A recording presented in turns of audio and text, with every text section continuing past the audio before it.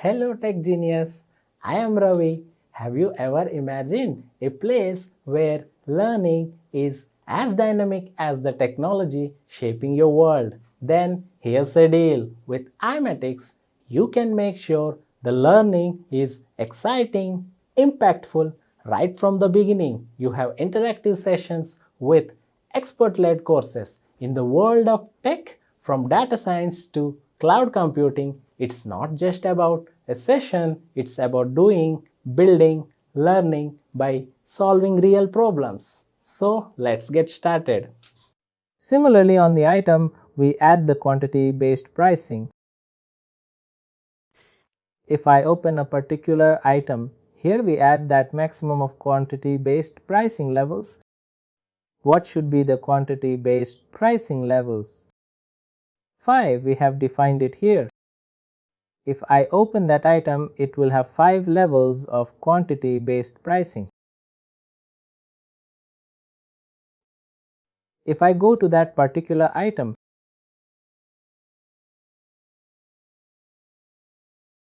and if I scroll down under sales and pricing, we have 5 levels of quantity-based pricing, right? Yes. If I make it here 3, I'll be able to enter only 3 levels of quantity-based pricing. The number that we define here defines the quantity or the levels that can be defined on a particular item.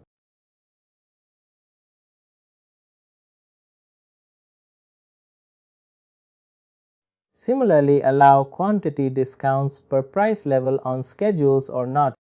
There are various schedules that can be defined.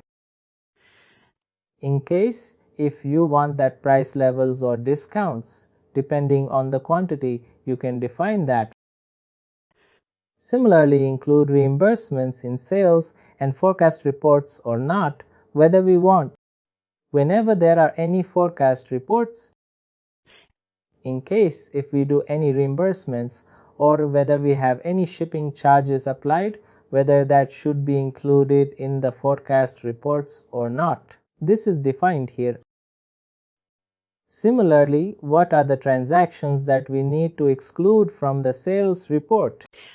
Sales reports are nothing but it will have all the sales transactions such as sales orders, invoices, credit memo and all those stuff.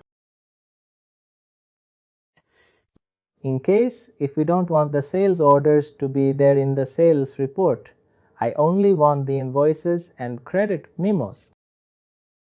We can select the transactions that should be excluded from the sales report. Similarly, what are the transactions that should get excluded from the forecast reports that can be defined here? Charge-based billing. This is a part of another module. We'll not go through that, but we'll go through the inventory related stuff.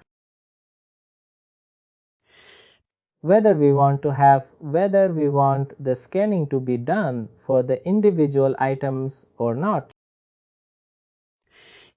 In case if we have any advanced inventory module, in that case whether we want to use preferred bin all the item receipts or not. Are you aware of the concept of landed costs?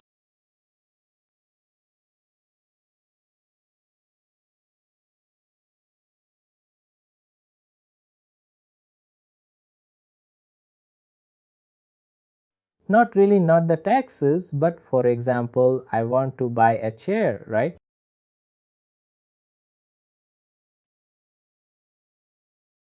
The cost of that chair is say 1000 rupees. But it might also include or it might also require some freight charges, maybe say 50 rupees. It might also require some handling charges, maybe say 20 rupees. The cost of that item is 1000 rupees, but I also had paid 70 rupees extra for its freight and handling.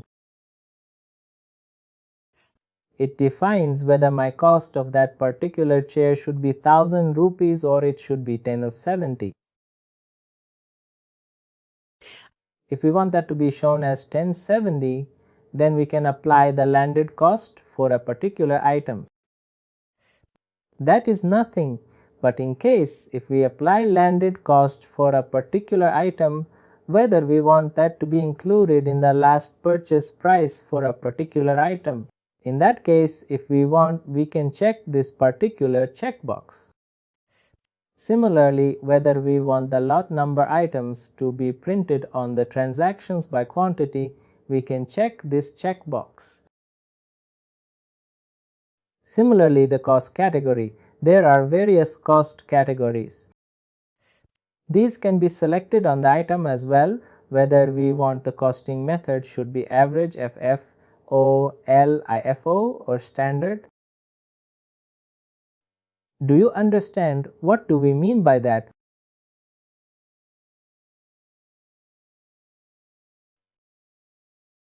There are various costing methods available. Average is nothing but, for example, I brought a chair today at 11,000 rupees. But tomorrow I brought the same chair at 1100 rupees.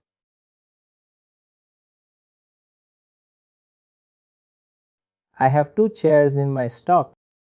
One is 4,000 rupees and the other one is for 1100 rupees.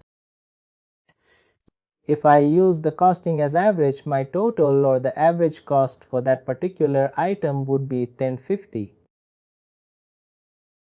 Do you understand what we mean by average? Similarly, FIFO, first in first out. What it will do is, first I bought that chair at 1000 rupees. The first cost of that particular item, if I sell it, would be 1000 and the second one would be 1100. Same for LIFO, last in first out. The first one would be 1100 and the second one would be 1000. The last one is standard costing. Standard costing is nothing, but when we went through the accounts, you might have seen the various variance accounts.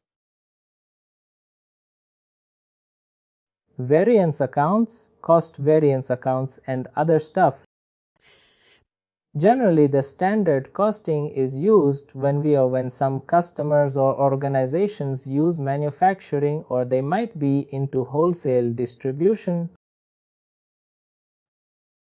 Standard costing is nothing, but it gives me the variance. For example, the standard cost for the chair is 1000 rupees.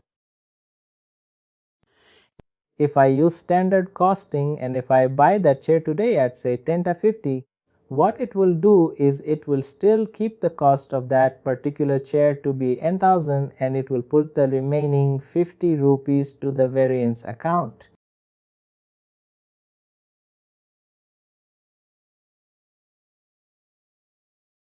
Similarly, tomorrow the cost of that particular chair has reduced, say it is 9070 now.